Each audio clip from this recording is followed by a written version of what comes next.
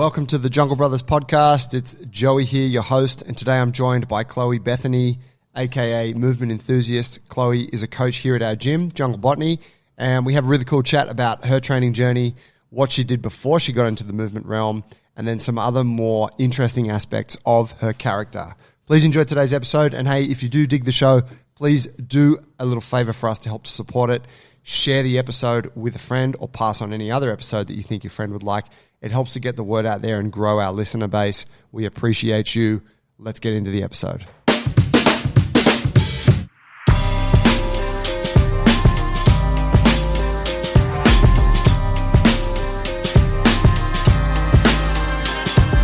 Chloe, welcome to the show. I would like to ask you how you first found your way to our gym. Because if I think back to when you first showed up, it was a bit of a mystery to me. I was. You were just kind of here training and then... just rolled in with the storm. Yeah, and then, you know, now you're like part of the fabric. Yep. How did you get here originally? So I took a holiday for a week where I came here and then went to the Blue Mountains. I became friends with Kyron on Instagram and he was like, come check out the space. So I did. I don't know why he had an accent there, but... He tends to mumble. Doesn't come through so well on the show. Funny. So I had connected with him online just from coaches being coaches. And then, came here, trained for a little bit, went to the Blue Mountains and then went back home and decided that I would move to train here / I wanted to work here. Wow. No one knew that here yet. Right. Yeah. Well, maybe they did. I kind of just thought you were kind of hanging out for a bit. Yeah. Didn't know that the intentions were that strong. Mm-hmm. Where were you living at the time? Like, where was home? Melbourne. Okay. Yeah. And were you, it seems like a bit of a call to make on a sort of whim. Were you at a bit of a loose end at home or are you just free-spirited like that? It's a loaded question. Just a bunch of life events had happened so that would have been the beginning of this year. Yep. So the beginning of this year and last year, I just had, lots of different life things happen and my time in Melbourne kind of expired, it felt. And I just was ready to do something new, ready for change. And, this felt like a good move. Also, the movement community is kind of lacking in Melbourne. That could be because of the lockdowns that we had. But I just found that there was no real communities in my close proximity. So, there's a movement scene kind of rising in Geelong, which was in Torquay and stuff, which is pretty cool. But they're out of the city? Yeah. Right. Yeah, that's like Wollongong vibes. Okay. Yeah. Always a bit of a mystery to me because Melbourne, culturally seems to have like a lot of cool things going on. It's strange that it doesn't have more of a prominent movement scene. I question maybe the weather. Maybe the weather. Gets real cold, gets wet. It's real fucking hot. Yeah. But there is a CrossFit vibe there.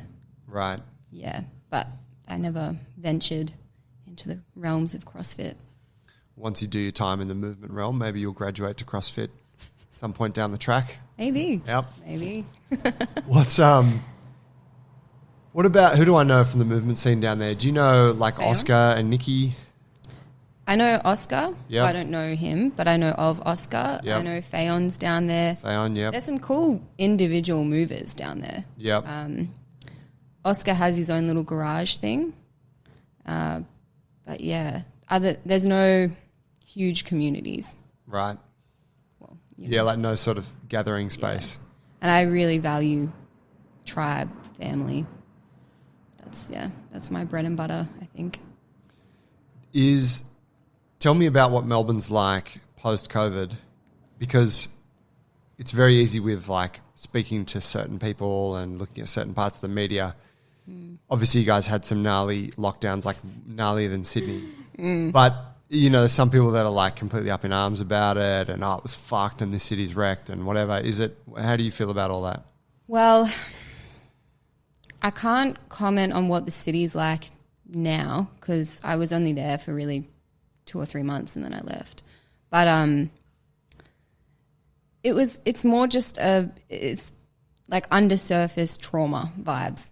So I think people are just traumatized from what happened, and it just comes out in ways that you wouldn't expect, because when I went out, the bars are back, the food is still beautiful, that's still a thing.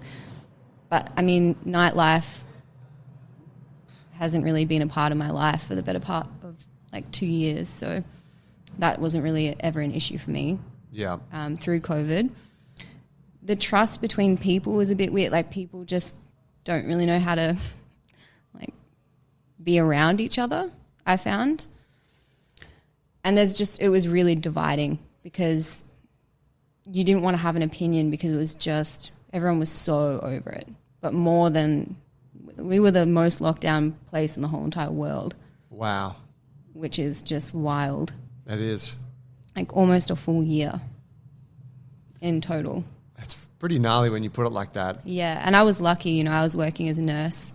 Well, luck, I don't know. Unfortunate. Yeah. But clearly it did a number, because I'm not a nurse anymore. So good luck, bad luck. But it was, I was at work, so I was still busy, but it was a real heavy time. And I remember working in emergency when the first wave was kind of coming through, and it was eerie. It was so quiet. People weren't coming into emergency. And then people who needed to as well. So it was just the backlog and the back toll that it's taken is just monumental. Why were they not coming in initially? They were scared. They were so scared. Really? They were scared to be in a place where they could catch the big C. Oh, so people that had C. other emergency issues. Yeah, weren't coming in. Ah, how strange. And then it just all kind of became like a backlog, and and the systems kept chopping and changing. So, at work, you just never knew what you were walking into, or what was going to be required of you that day. You could have potentially 16 staff furloughed, which means that they're off work because they were exposed. So we were understaffed as well. But then the same kind of thing was happening everywhere else, in every other department in a way. Every other department in the hospital, or just in businesses in general? Yeah. So everyone was experiencing the same thing, but different. To an extent, though, because, I mean, thinking about it, like, from our business point of view, there wasn't, like, many outbreaks, because you could kind of protect things, and whereas hospitals, by nature of what they're doing, had to have outbreaks. Stuff happened. So it was, like, I don't know, I just felt that, like, whatever, every industry had its own unique stuff to deal with, but it seems like nurses and medical staff in hospitals had a real fucking tough time. Yeah, and sometimes it wasn't even because of COVID cases. It was just because of everything that was happening because of it. But, like, that's from very low down observation and experience. Like, I'm not all over the systemic issue that it had over hospitals and things like that. But tell me about the movement piece for you. Explain to me how you got into it. Mm-hmm. Like, where you, like, maybe, if your training was elsewhere prior to that, how that evolved, and then kind of paint a bit of a picture of what the movement thing looks like for people who are listening who are not part of the scene. Okay. Like what it is currently? Yeah. So it's a lot of individual training. You're kind of doing it by yourself. So if there's movers or people who are interested in calisthenics or locomotion, generally they get an online coach, and they're doing it in a park, or they're looking like a weirdo in the Fitness First gym, like myself, training Yohim style movements, which is all this weird loaded mobility stuff in your commercial gyms. So that's kind of what it looks like. There was one gym that I went to, Beyond Movement, which was like kind of what started it all for me. But that was with Jason? Yeah. Yep. Yeah, but that was like an hour away from me. Okay. So you could only get to like 2 a week. And even then, that was tough. And they're doing a lot of rings, handstands. Rings, handstands. So there are little pockets, and there are some practitioners that do like 8-week workshops, or not workshops, but groups of like handstand. I know Oscar also does like garage movement stuff, but you kind of have to know what you're looking for. You wouldn't just stumble across, a gym in Botany called Jungle Brothers. I wonder what that's about. It's more like you would follow particular people on Instagram. You would already well and truly be established in some kind of movement or interested. Where here, I feel like you might just stumble across this weird and wonderful place that does everything in one roof. Yeah, like here it's open. The other, what you're saying about, it's kind of, in a way, it's closed. Yeah. Because you have to be in the scene to know the thing. Yeah. But there is a really good rock climbing scene in Melbourne.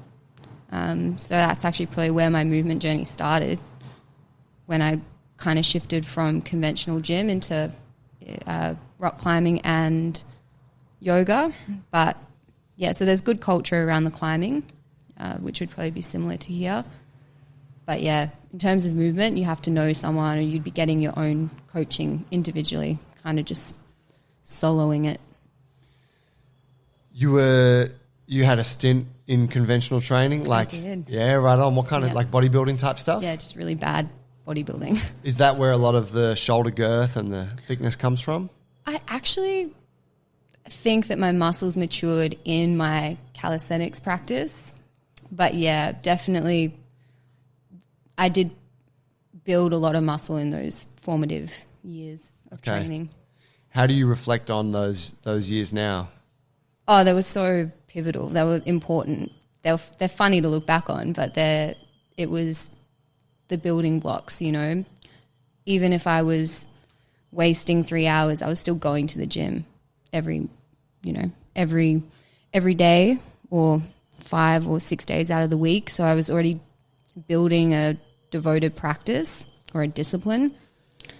I was building muscle mass, which has now given me better access to skills, or, you know, jumping into certain things. So yeah, there was it was like really good foundations. Bit of waste of time, just like going in there and YOLOing it, really. But it was definitely like, it set me up for what I do now. What age did you start lifting weights? Would have been like 17. Right on. Yeah. I actually started Muay Thai when I was in Queensland, in Brisbane, because I was like, I don't want to be the girl that complains about how she looks and not do anything. So then I went and did like Muay Thai at the PCYC gyms. I don't know if you guys have them, but they're solid. Yeah, always like old shitty equipment, but the gyms like have a lot of, like, they always character. have a vibe. Yeah, and the coach was like this big guy with a permanent purple eye, like huge cauliflower ears, bung knees, and just tracksuit. Yeah, right on. Bogan. Yeah, and I loved it. I loved it, and it was just, again, it was the community thing, because you were training with like really rugged humans. Yep.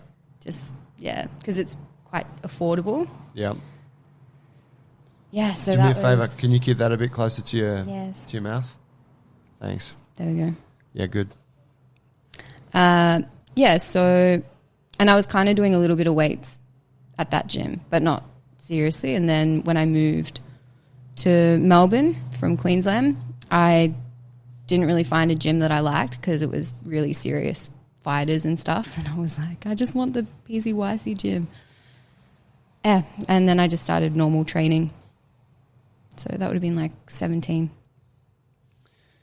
It's kind of exceptional for a girl of that age to sort of, you know, like, it sounds a bit silly to say that, but to be going to like an old gym like a PCYC and pushing some weights and doing that whole thing. Like, do you agree with that statement, first of all?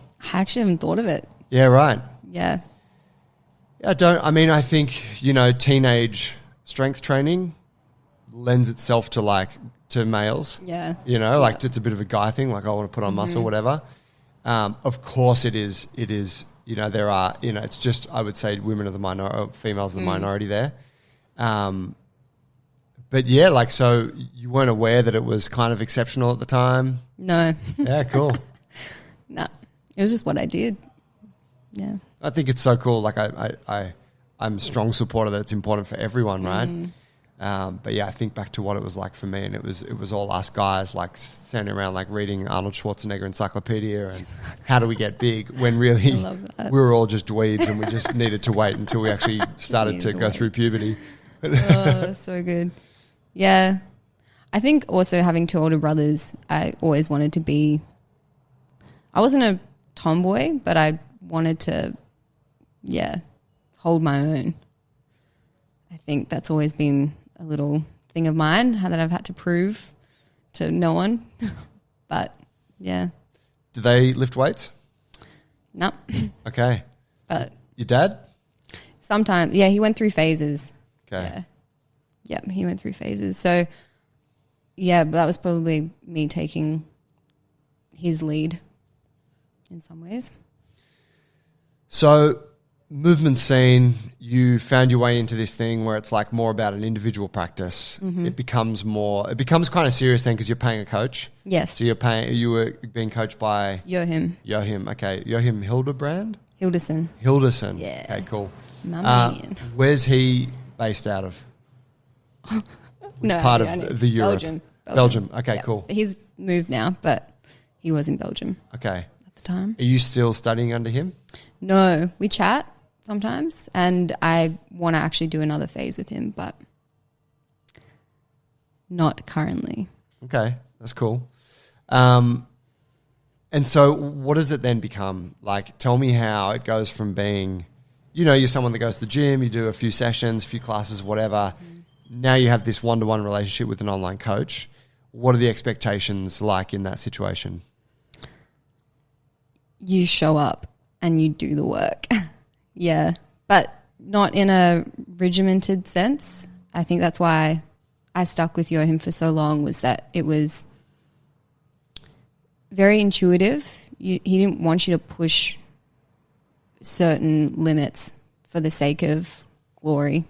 It was just really about fortifying the body and taking it to its limits, but in a way that is sustainable. For me personally, it was training, I think, 4 to 5 times a week with his program, and then videoing like quite a lot of the different exercises and then sending them to him for feedback. And then we either change the program, or he's giving me key things to work on or progress with. Mad. And was that, like, I guessing at that stage, like, you're working on rings, you're working on handstands, like, you're doing all this cool shit? I was actually just pure mobility with him. And then everything else was extra. So sometimes I would train like twice just so I could get in a ring session, or just so I could start playing with handstands. But yeah, rings and body weight strength, so just like pull-ups and dips were my main focus. Yeah, I only really played with handstands for like 6 months while I was training at Beyond Movement. But then when I stopped training there, I kind of just stopped with the handstands. So that was only really like 6 months. Okay. And then the other stuff was ongoing, just continuously working on the pull and push. And what was guiding the training on that extra stuff you were doing, the calisthenics and myself? Right. Yeah. Just picking stuff up online and okay. Yeah. I just kind of kept it simple. Like, I really just wanted a strong pull, and I wanted to be able to do dips. So it doesn't really get much more complicated than other than just doing it. Strong pull meaning like pull-ups? Yeah. Yeah. Pull-ups, chin-ups. Yeah. But even then, sometimes that would fall to the wayside if, I had time pressures working shift work. If I could only do one session, I would favor the mobility. Right. Yeah. Were you naturally quite mobile? I've seen you do some freaky shit. Yes and no. Like, my body really likes to backbend, but I still like I wasn't doing it took me a while to get to where I am now.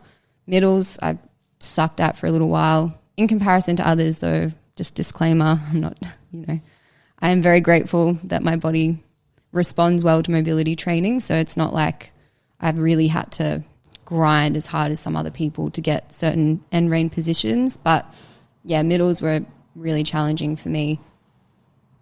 Yeah. That's middle splits for the uninitiated. Yes. Yeah. Cool. Yeah, I mean, I think that's kind of, most folks have a predisposition towards something in the training realm, don't they?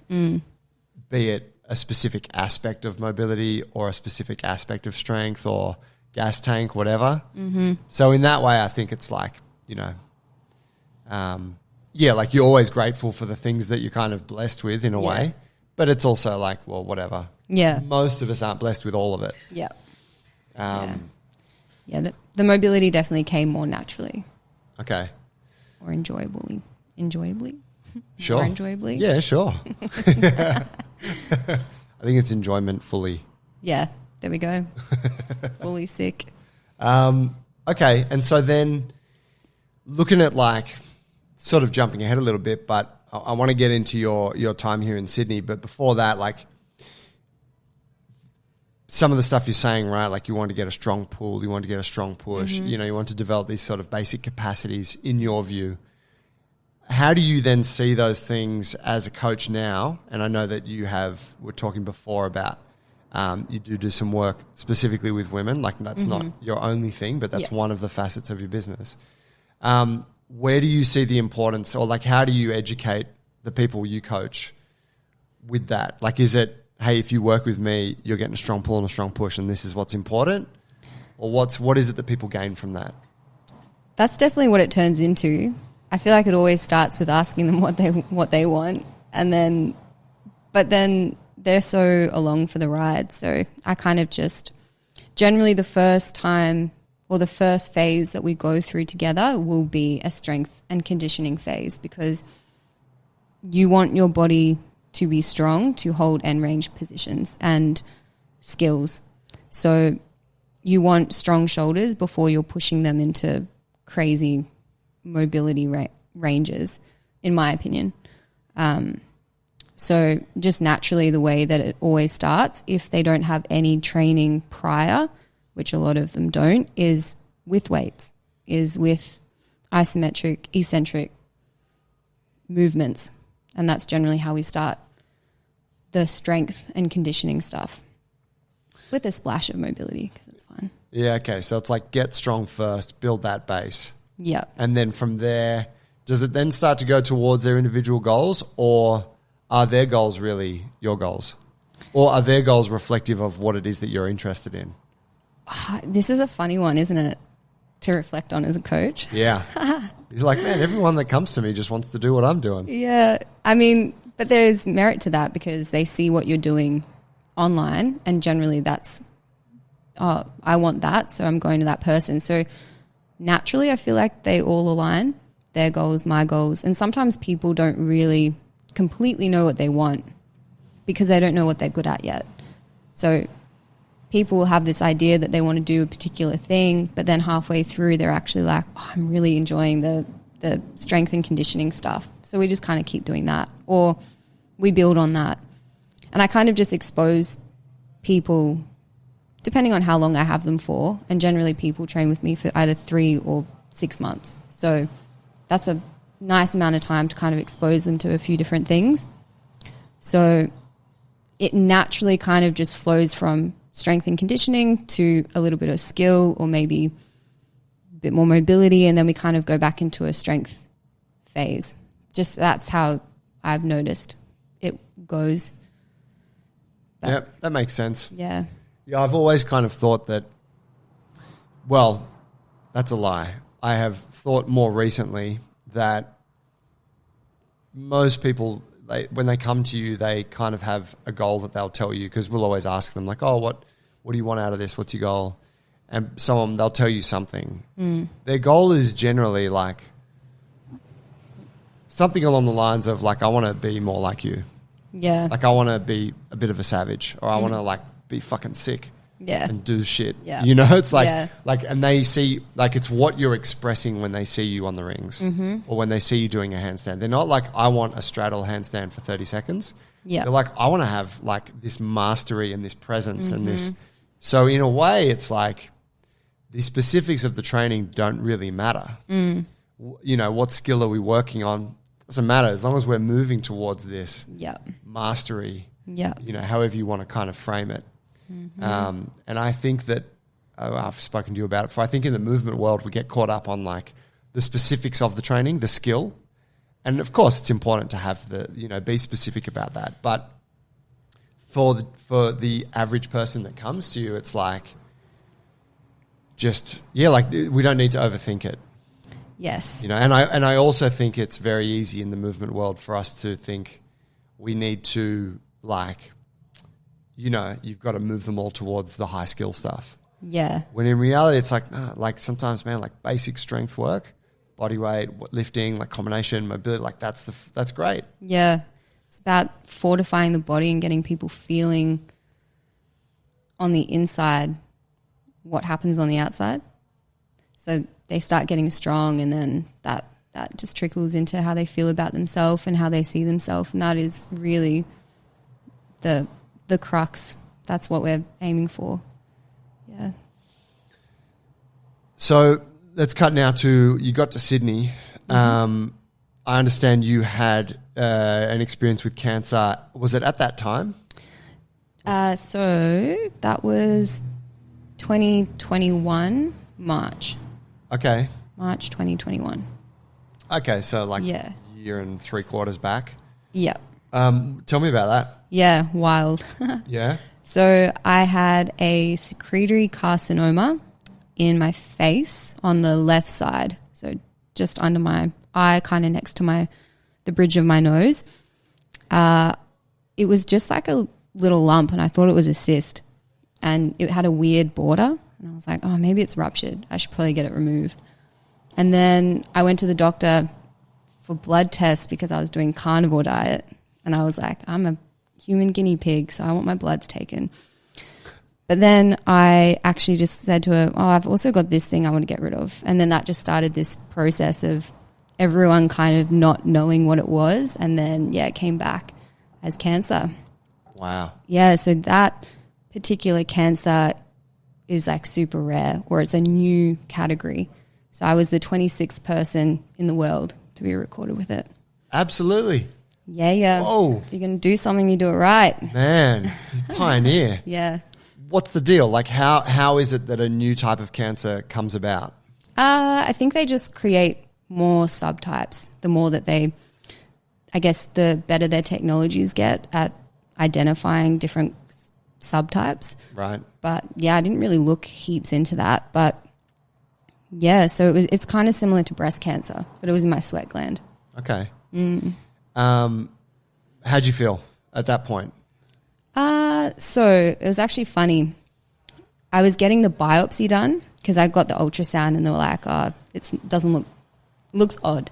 So got a biopsy where they just like do a little punch and they take a sample. And I was sitting in this room, and it was so sterile. It was so big, and I was like, and it kind of hit me then. I was waiting for the doctor to come in, and I was like, like this is how it starts for people. Because leading up to that, I would tell people I'm getting a biopsy, and everyone goes, oh, you'll be fine. It'll be nothing. Like, you're young, you're healthy, won't be anything. And then I was just sitting there in this bed, and it was like I just knew. I knew that it wasn't right. So it hadn't been confirmed what it was at that confirmed. stage. But you're like, this is something. Yeah, bad. and I knew that because even leading up to it, I was just I wasn't anxious, but I was on my mind a lot, and I was like pretty emotional about it. And usually I'm not that. Like, I'm not really a hypochondriac. Like, I let things just heal as they are, and that's the type of person I am. But then I remember like waiting for the results, and just kind of just like an eeriness about it. Like, just like a knowing.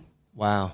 And okay, and so then you find out that it's a form of cancer. Yes. Yeah, and that was hard because there's just a million and one things that go through your mind, and nothing else matters past, until you find out where it is, what it is, has it spread?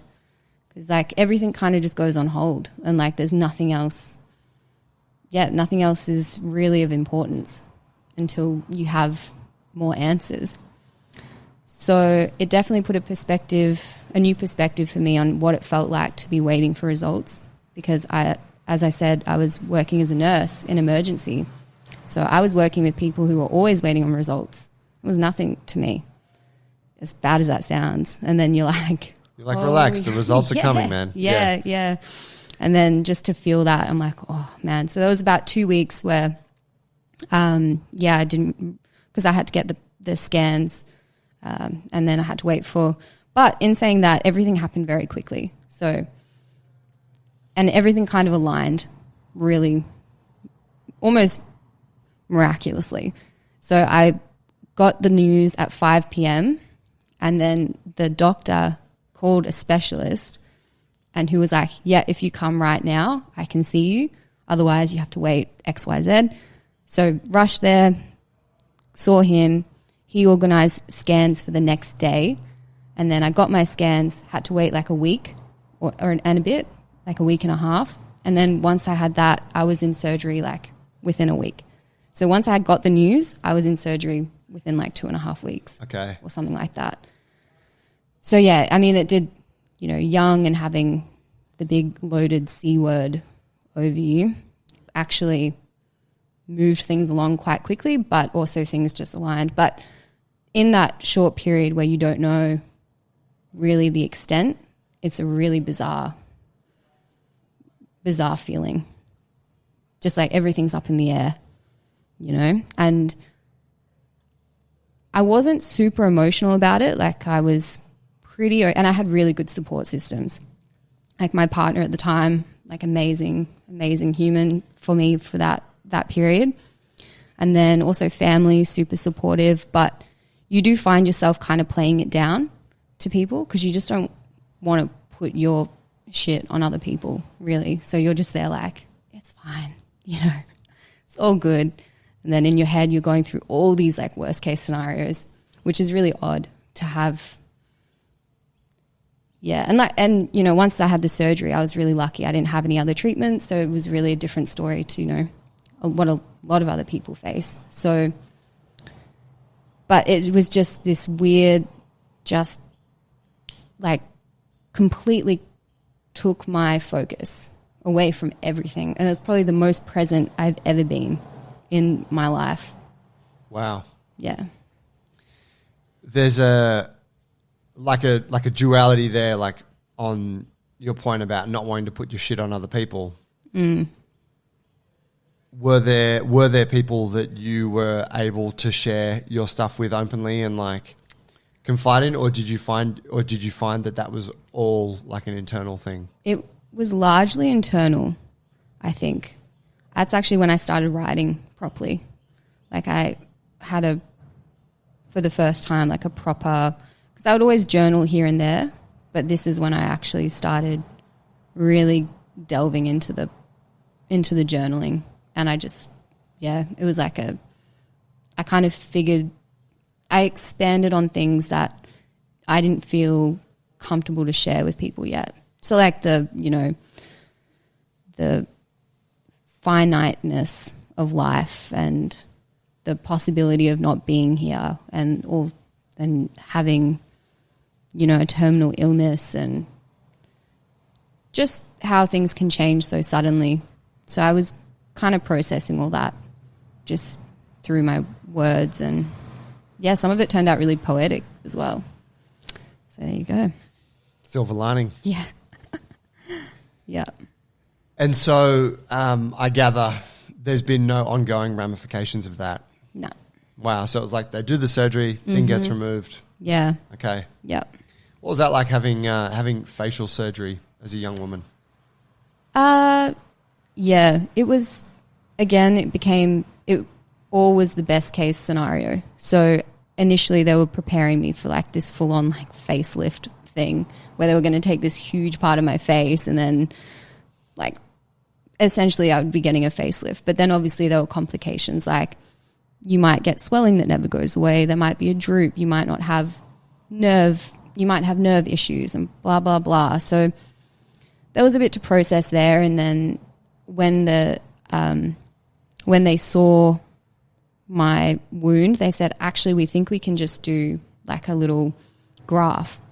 And if you've ever seen a graft, they're so odd because you can get a patch from, say, your thigh, or like they take maybe from the abdomen and they put it on your face. So it's a different color. It'll always be a different color. And sometimes it like grows hair. So like you've got like a patch of like, so it was just, excuse me. And there was like many surgeries after that to flatten out, to get it to be like the other, to level it out. Right. So it would have been a process. To level out the graft. Yeah. Yep. Yeah, because it kind of just goes on like a button, and then over time they like take, I don't know how they do it, but they take more off or they smooth it out or something. Oh, wow. Yeah, so there's a bit of a process to it, but it would always look like a sticker, essentially. Right. Yeah, so you didn't have that done? I didn't end up having that done, but I woke up with like a drawing on my abdomen, but that nothing had been taken. So what they said to me was that the tissues had healed enough that they were able to just close it. But it was a lot of tension in my face for a while. Yeah, right. It was like 3 layers of stitches. And yeah, I've actually got this gnarly photo of like the stitches from like just under my eye all the way down to like the top of my lip. I've seen that on your Instagram. I look like a badass. Yeah, man, it's gangster. And you got like a black eye as well, don't you? Yeah, and it was just all the bruising. and really gaunt as well, like, because obviously they take out. Yeah, it was confronting, but I don't know, it made me fall in love with myself in a different way. And I don't know, maybe it's the Aquarian in me, but I really embrace the uniqueness. I like not being, a cookie cutter. So it kind of fit my personality in a way. Wow. Yeah. So, I mean, not many people, unless I tell them, can actually see the scar. So, which I was actually kind of low-key upset about. I was like, I went through all this and it's not going to, I don't have a bigger scar. But it was confronting, but it didn't really bother me as much as one might think it would. Yeah.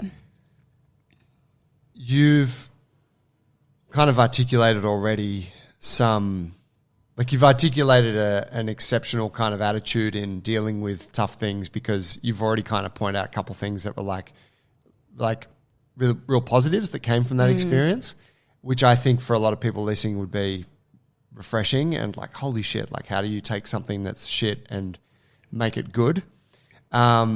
Looking at that experience and kind of thinking about your role as a coach, and even considering like, what you do, like teaching people to do chin-ups and stuff like that, like overcoming challenge, right? Mm-hmm. What has it taught you, and what are the lessons that you wish, you could pass on to someone else? Yeah, I guess these are lessons that you just have to feel and experience, and everyone does get the opportunity to. And as you say, you get to choose how you walk away from it. I guess for me personally, when I was going through all this stuff, I took a keen interest in like Friedrich Nietzsche and Carl Jung, and they really were impactful for me to understand the importance of experiencing pain, and how you could almost say it's like a birthright in a way, because really good things can happen from painful situations, arguably more so than really good ones. It's like exponential growth. It's like paying for a coach. It like fast tracks you. It's like, but you have to be really conscious and aware of the process, and it doesn't mean that you have to love every minute of it. It doesn't mean that you're like, yes, give me more pain. But like, you have to be looking for the gold, and it's not really that hard to find. Do you think there are painful experiences that... Is there any painful experience that doesn't have a silver lining like that? Maybe really horrible things that other people do to other people. Maybe that's probably hard to see the silver lining, and also because I haven't been in that situation myself. But like cruelty at the hand of another person, that seems pretty hard to find the silver lining. However, there are many people that come out and they're exceptional leaders from the horrible circumstances that they came from. So can you really avoid that kind? Can you avoid, and how do you even put them against each other? You know what I mean? Like, it's like, what is good and what is bad? Like, how can you, it's like a whole nother topic. So it's like, ugh. I get undone there because I could just talk for hours about that kind of thing. But I think that some situations may be harder to find the silver lining just because of how cruel it can be to someone who's innocent. Yeah. Yeah. Yeah, like, yeah, of course, like a child being taken away from a parent or something like that you're like, yeah, what's positive about that experience? Yeah. Like, there is something. Yeah. But it's perhaps not appropriate to try to articulate that right now. Yeah. And you don't. Yeah, and I think I asked the question because it's it's such an interest. Like, I think we all think about those things, and then you think about, and naturally when you're thinking about those sorts of ideas of like having a negative experience and taking the best from it and how you respond to it, naturally your mind goes towards, I hope I'm not, like, I don't want to be offending people that have been through horrible shit, legitimately terrible stuff. Mm-hmm. But the case is still the same, that there is always something there. Yeah, there's always something that you're going to have to overcome in this life. I just don't think anyone gets out unscathed. But then in saying that, because it happens to everyone, then is there not something in that? Like, it's a part of the human experience. Tell me about the spiritual side of what I see little glimpses of on your social media. I see crystals. Yes. I see feathers. Yes. Candles. Yeah, lots of candles. I'm always looking for the Ouija board. I'm like, when's the Ouija board going to pop up here? When are we doing the seance? I don't fuck with that shit. Ugh, yuck. What? Tell me about that side of your life. Yeah, so I was brought up in a religious home, so super Christian. My dad's a pastor and my brother is also a pastor. So Christian school, church every Sunday, youth group Friday. So you guys call that Hub Club? No, youth group. We call it, youth group was called Hub Club. Ooh. Yeah. I went to it once or twice and then I realized, we actually have to do religious shit here. So I never went back. Yeah, no. I mean, I was pretty lucky because I grew up in the Pentecostal world. So that's like happy, clappy. Yep. Yeah. Lots of like. Good vibes. Yeah, good vibes. Like lots of. Is that Hillsong? Is that Pentecostal? Yeah. So our youth group was actually really fun because like we'd have like tribal warfare games and they were wild. But yeah, so that side of things was actually kind of beautiful. So I guess spirituality has always been kind of in my life, and what you see and what I share is just an expression of how I have kind of, made it something that makes sense to me. So, you've got to step out of the parental guidance and way of life and you make your own way. And so this is kind of how I've taken some of the aspects that I love dearly of my upbringing but left the other ones that were maybe more negative. Is there is it a religious thing? Is there a God? Like, is there a faith in a God? Yeah, I guess you could say, but it's not like, for me, it's not the God of the Baptist church or the God of the I kind of see it as more esoteric. Oh. Yeah, esoteric. So it's more like energy. And yeah, I still think a lot about these things. Like I definitely don't have any formative, like, yes, this is my belief system and this is the God that I believe in. But I definitely believe in something greater than ourselves. Yeah. I like that. That resonates.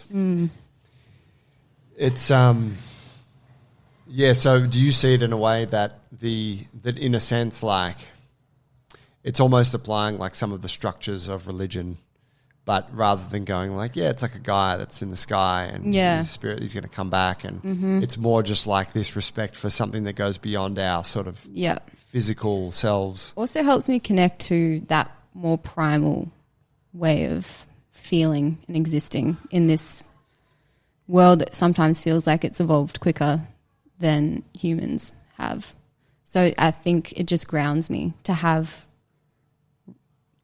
something like a ritual, you know, ritual practices and things that it's like a devotion. It's like training, you know, you have a container, which is the program, and then the stronger that you get in those movements or the more devoted you are, so the more you show up, the more freedom that will give. So it's the same thing for me. It's like showing up in those spaces and making everything sacred then creates more flow for me. Are the rituals, is this something that you share with others or do you tend to do, is that like solo practice? It's usually solo, but I have shared them with people. Yeah. If it feels good. And how do other folks, how do they engage with it? You know, people love it. Because it speaks to something that they don't usually tune into. It's like, feels really good to honor, you know, the places that we've come from, the people that we came from, you know, our ancestors, the land, the people that were on the land long before, you know, it brings you into something that is greater. And I think without giving you like this hectic purpose, like you have to go save everyone, but it gives you context sometimes in a world that is just so full of so much noise. It just feels like it like cuts through. And it's like, like can't even explain what you get or what you feel because you just are in that moment. You're present. It makes people present, maybe. Yeah, I can understand what you're getting at. I just watched, probably a bit silly to kind of mention at this point, but I just watched a Netflix series, Ancient Apocalypse. You seen it? Graham Hancock? Anyways. I've listened to the podcast. I just need to re-download Netflix. Yeah, right on. Yeah. So it's really cool. It's just kind of like a more action-packed, abbreviated version of his kind of theory that there was an intelligent civilization that existed way before history kind of acknowledges that they did. And it's all about connection to the stars and the earth and patterns and passing on knowledge. And when you're watching it, like my mind goes, like I'm all in, right? Like I believe this shit. And I go, like, oh man, like, yeah, we are connected to this thing. And it kind of, I think it gives me a little bit of that feeling of like all this other bullshit that we concern ourselves with doesn't matter. Yeah. Like, and you're hearing about and thinking about what our ancestors' lives might have looked like, and they're worshipping the stars, they're worshipping like serpents and shit, and you're like, yeah, because the serpents represent comets that fucking destroyed civilization, like just basic stuff that is almost like survival and connection and like the life. Versus now, we just don't have to worry about any of that stuff, which is great, but the trade-off is we kind of lose our connection to this whole, like planet that we're on and this universe that we're in. Yeah. You lose connection to the things that you can only feel. Yeah. Yeah. In summary of that, is this a daily practice or do you do weekly? Like, is it structured in that way? I'm not very good with structure in that sense. Like I like to go with the moon.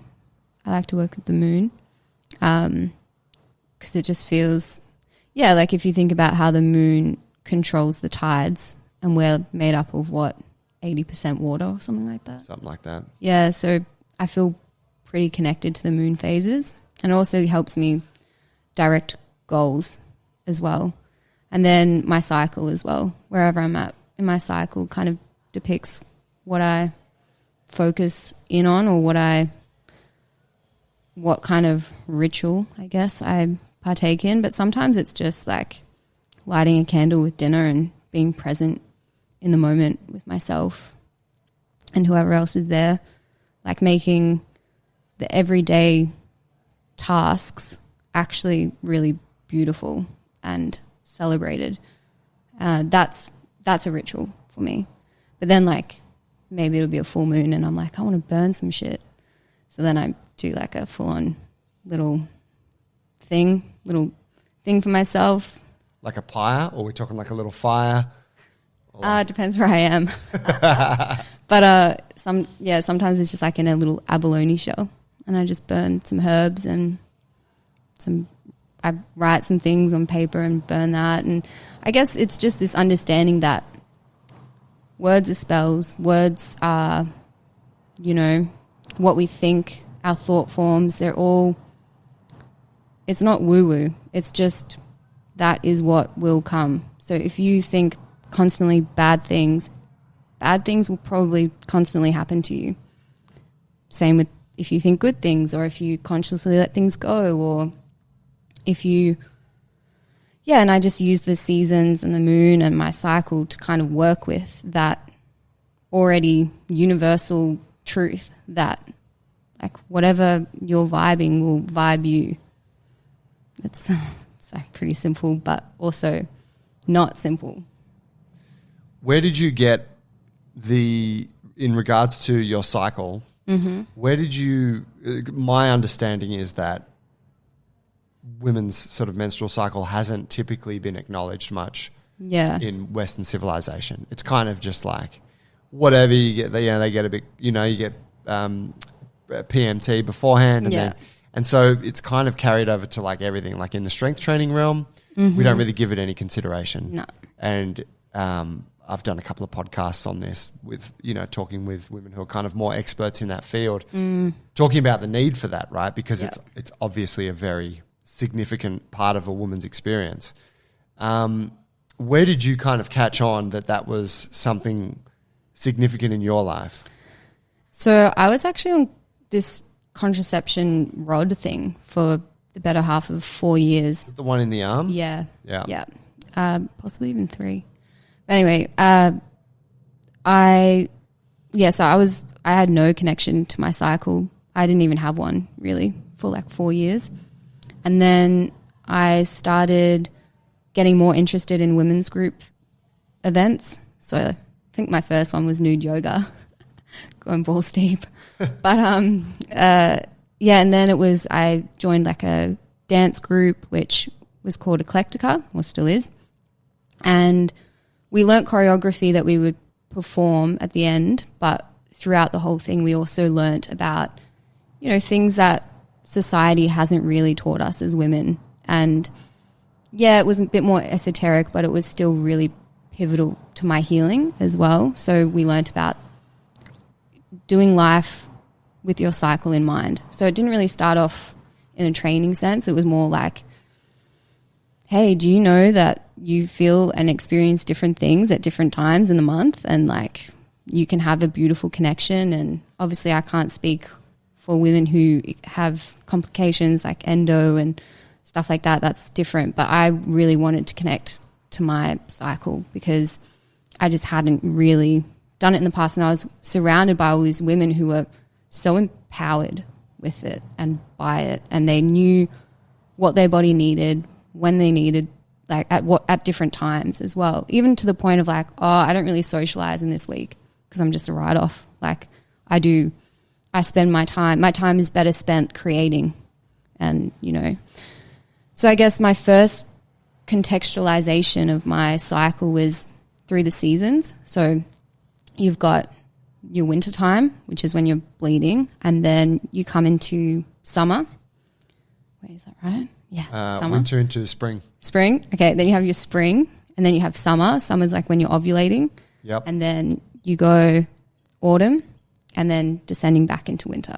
Okay. Yeah, so that's how I And that sort of plays out over roughly a 30-day period. Yeah, but when I was coming off my rod, I had like a 50 to 60 day cycle. So it means like it was really grueling because like by the end, like you're ready to like release this whole like 2 months. But it helped me to work with like the moon while I was getting my cycle back. But that was a process in itself. So as soon as I came off the rod, that was like months of just my hormones being so out of whack. And then once it started to regulate, I just really appreciated being in the know and having this power and autonomy over my body. Because, you know, we're taught to kind of fear, even to the point of, you need to always have protection, or you need to always have like your birth control and stuff. But there's actually like 4 or 5 days in the whole entire cycle that you can get pregnant. But we're not taught that. Right. We're taught you can get fear. pregnant anytime. Yeah, it's like fear. And then also you have an issue with your skin. Just take this contraception. This helps with skin. Or just do this. And it was actually just like, the more that I kind of was learning about it, the more disturbed I was at just how even the little sugar pills in the pack, they were made up because women didn't feel good about the fact that they wouldn't bleed during taking the pills. So you're not actually having a period. It's not menstrual. It's like not the menstrual process, but it's like they invented that secondary because people didn't trust that they weren't bleeding once a month. Like if they didn't take a pill for, because there's sugar pills in for how many of the cycle? It's like 5 days. Right. But it's not like a proper like menstrual bleed. I don't know the thing, but I just know that like it was invented after to get people to trust it more. Oh, so there is still a bleed that occurs when you're on the pill. If you take the sugar pills. Right. Or you can just skip them and you just don't get a period. Right. But it wouldn't. Why does the sugar pill initiate a bleed? I forget. Yeah, right. I'd have to look back in, but I know that it's Have not. you studied this shit? No, okay, but fascinating. Yeah, so it's just, and I guess I didn't put heaps and heaps of time, and I'm only kind of starting to revisit these things now because it's something I feel passionate about sharing with women. But I didn't really feel like I needed lots of evidence, you know, once I started delving into this, and I didn't really feel like I needed to go research. I just started doing what felt right, and it didn't really require me researching. I was like, it just feels good to basal temperature check, like keep everything, because that's how I check mine. I check my temperature every morning. So over time, I have a really accurate understanding of when I'm going to bleed, when I'm ovulating, you know, all those things. And it's just stuff that you're not really empowered with as a young woman it's not an option. You're not given that option. How fascinating. Yeah. It makes perfect sense that you don't need to research it. Like this is your body that you're living in. So of course, like going off how you feel and some guidance from different people, like it totally makes sense. But yeah, I think the app that I use is Natural Cycles, and they have like really cool studies that show there's really not much difference between the success rate in checking your basal temperature or taking the pill. It's like pretty much the same effectiveness. It is actually in terms of contraception. Yeah. Right. Yeah, in preventing pregnancy. Yeah. Okay. Yeah. I forget the question from the start. Well, it wasn't really a specific question there. Man, that's so fascinating. Yeah. I think it's a really cool message. After talking with, other people on the podcast about it recently, I'm like, fuck, this is such a realm that is just not explored. And of course, there are those people that contraception is an absolute godsend for. Yeah. I know some women who are like, no, like the pill fucking changed my life for the better. It's like, awesome. Yeah. But it's great to know, like, hey, that there doesn't have to be pharmaceutical intervention. There's other shit, and perhaps there's things to be learned from allowing yourself to experience whatever naturally occurs. And just being more in tune, it forces you to know your body more. But yeah, in terms of training, that's been interesting. I haven't really implemented different training according to different parts of my cycle, but I think I just have an awareness of when, like, I can really push for like 1 RMs, like day 2. So that's like, I'm still like on my period, but I'm feeling really energized and strong, and like for a week. And then like you're more endurance based, like the closer you get to the end, and you're more flexible in the middle. Like so there's little things that you start picking up on, but I guess it's also different for everyone. But yeah. Tell me where people can connect with your work. Like, you got a couple of different coaching things going on. Can you plug all that stuff right now? Yeah, I can. So I have one-on-one coaching, which is, either online or in person.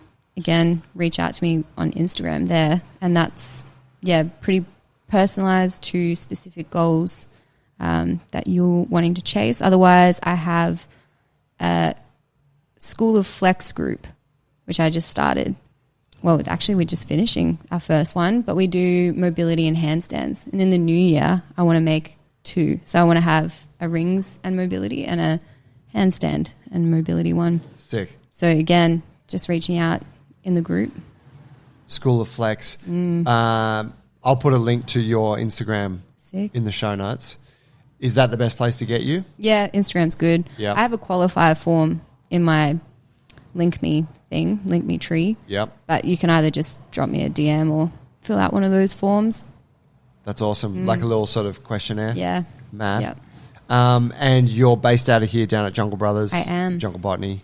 I am. Should say sick. You're here most of the time. You part of the furniture. How many classes are you coaching here? I coach 2 on Tuesday morning, then 2 with Dylan on Monday evening, and then Thursday body weight. And that's it. What's your handle on Instagram? Movement enthusiast. Is that changing at some point? Or no? Are you sticking with that for a while? I don't know. Maybe. Oh, cool. Might change. Okay. Things are in the works. Yeah, right on. Yeah. Mate, thanks for sharing all that today. Thank you. Yeah, it's cool to learn more about you. And I'm excited to see where the School of Flex and, all your coaching stuff goes. Yeah, me too. And for folks listening, I hope you enjoyed it. If you want to get in touch, obviously check out Chloe's link in the show notes or come down to the gym and meet her in person. Hey, if you are listening to the show, big thing you can do for us, it is the season for giving, is to go and share the podcast with someone else. So if you think you know someone that would benefit from hearing that discussion, please share the episode with them. We really appreciate it. And we'll see you guys next week. Thank you. Thank you all.